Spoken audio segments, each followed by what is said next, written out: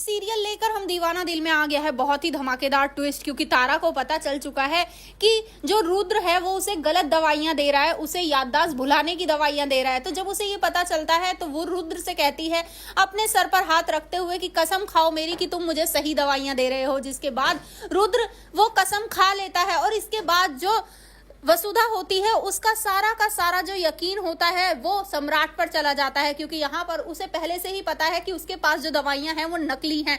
जी हाँ, यहाँ पर असल में होता कुछ ऐसा है कि तारा यानी कि जब वसुधा को अटैक पड़ता है तो उसका पति रुद्र उसे हॉस्पिटल लेकर जाता है और वहां पर वो दो दवाइयां लेता है, एक अलग और एक अलग।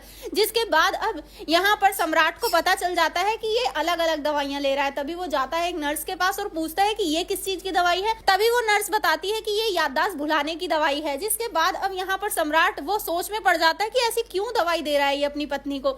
जिसके बाद उसे यकीन हो जाता है कि पक्का ये उसकी तारा ही है। जिसके बाद अब वो तारा के पास जाता है, उससे बात करता है और कहता है कि तुम्हें तुम्हारा पति गलत दवाइयां दे रहा है, बस एक दिन तुम वो दवाई मत खाओ और जाकर हॉस्पिटल में पता करना कि वो दवाइयां कैसी हैं। जिसके बाद अब वो बिल्कुल ऐसा ही करेगी, वो सच में जाकर पता करेगी कि आखिर वो दवाई असली है या नकली, क्या सच में याददाश्त भुलाने की दवाई है। और यहाँ पर बिल्कुल ऐसा ही होता है।